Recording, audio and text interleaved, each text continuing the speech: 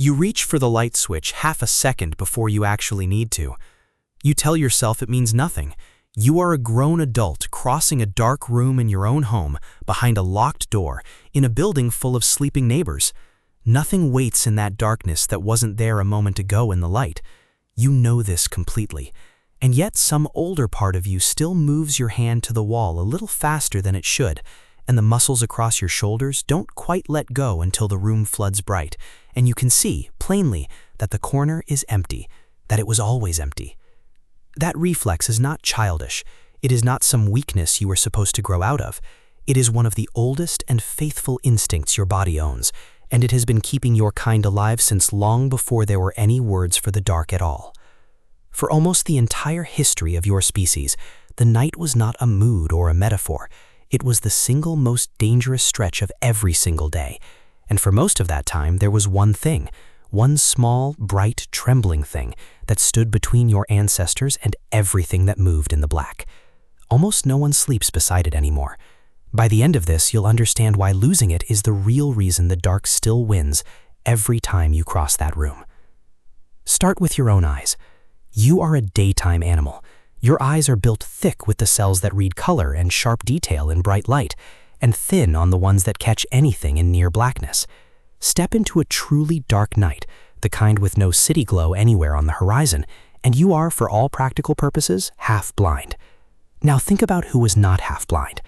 The leopard, the lion, the hyena, the animals whose eyes throw back a flat coin of shine when any light catches them, because they carry a mirror behind the retina to wring every last thread of brightness out of the dark.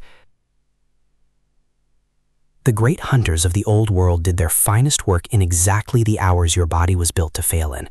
Night was never neutral ground. Night belonged to them. And here is the part the modern mind quietly resists, because it is such a flattering thing to forget. For a very long time, your ancestors were not the top of anything. They were prey. They were meat. A South African scientist named C.K. Brain spent years inside a cave system called Swartkrans, sorting through a great jumble of ancient bones. The old story, the one people wanted to believe, was that early humans were killer apes, hunters, conquerors, the most dangerous thing in any room. Brain looked closer. Among the remains, he turned up the skull of a young early human with two neat holes punched cleanly through it, and when he measured the gap between those two holes, it matched almost exactly the spread of the two lower fangs of a leopard. Those bones were not a hunter's trophies. They were a predator's leftovers. The cave was not a home, it was a pantry, and your ancestors were on the shelf. They were not a rare, unlucky few. There was a famous fossil of a small child from that same distant world, a skull studied closely almost 100 years after it was pulled from the rock, and researchers found damage around the eye sockets of a very particular kind, the sort left by the talons of a large bird of prey, the way a big eagle today will punch a monkey out of a tree.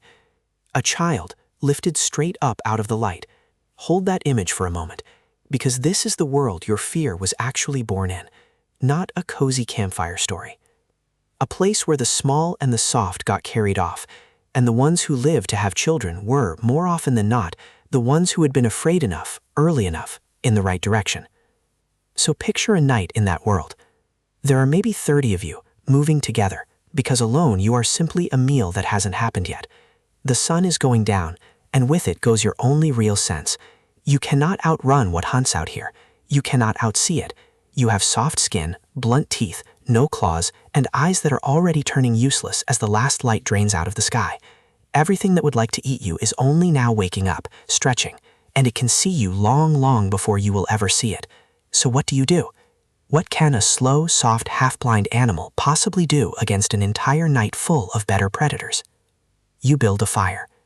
This is the thing almost no one sleeps beside anymore. A researcher named Richard Wrangham has spent much of his career arguing that fire remade your species from the inside out, that learning to cook on it reshaped your very guts and your brain.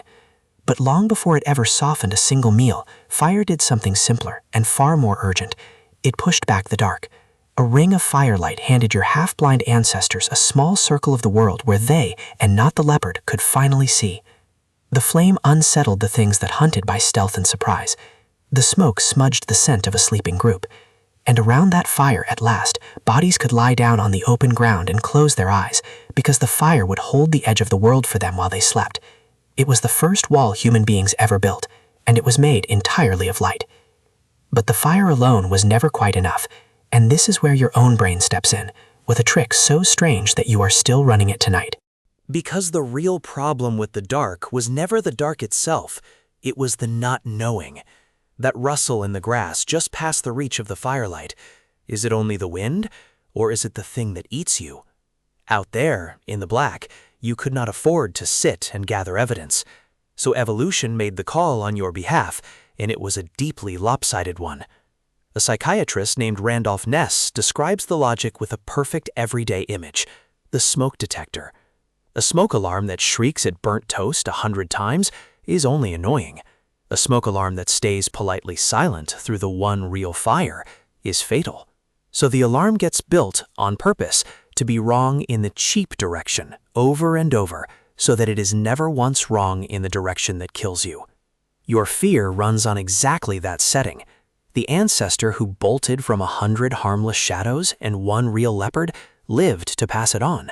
The calm one, who waited to be certain, did not leave many calm children behind. You are the descendant of the flinchers. You come from a very long line of people who ran first. And your mind does something stranger still to make sure that you flinch. Researchers who study why human beings see faces in clouds and spirits in the shadows describe a kind of overeager detector wired into you, one tuned to find a mind, an intention, a someone inside anything unclear. In the dark, with the evidence stripped away, that detector does not simply draw a blank and shrug. It fills the blank. It furnishes the emptiness with a watcher, a presence, a shape standing behind the coats. Not because anything is truly there, but because for 100,000 nights, imagining a someone in the dark cost you nothing worse than a jolt of fear, while failing to imagine the one that was really there cost you everything you would ever be. Your mind would far rather hand you a monster that isn't real than let you miss one that is. So look honestly at what you are actually carrying the next time you cross that dark room. You have the eyes of a daytime animal, still going half blind the instant the lights click off. You have the smoke detector fear, still firing first and asking its questions later. You have the watcher maker in your mind, still quietly furnishing every dark corner with a presence. All of it perfectly intact, exactly as it stood on that open plain 1,000 centuries ago. Everything is still installed and running. Only one thing has gone missing: the fire. The circle of 30 bodies. The one person kept awake to feed the flame and watch the black so that everyone else could safely sleep. You sleep alone now, in a sealed room, with the light switched off on purpose, a thing no ancestor of yours would have understood, willingly lying down in the blind dark with no one at all left on watch. And so when that ancient alarm goes off at the shape beside the door, there is no band to murmur you back down, no fire throwing its steady circle of safe light. There is only you and a coat on a hook that some deep and faithful part of your mind has quietly, helpfully turned into a thing with eyes. So if you still feel it, the flinch, the little rush of speed in your hand, the way your shoulders only come down once the light is on, understand at last what it truly is. It is not weakness. It is not some childishness you failed to shed. It is the most loyal part of you, still standing the same night watch it was born to stand, still holding the edge of the world against the dark, still trying with everything it has to keep you alive in a room it does not yet trust is safe. You cannot switch that instinct off. It carried your entire line, unbroken, through every dark night there ever was, all the way to this one. But you can understand what your hand is really reaching for, there on the wall in the dark. Not a light, a fire.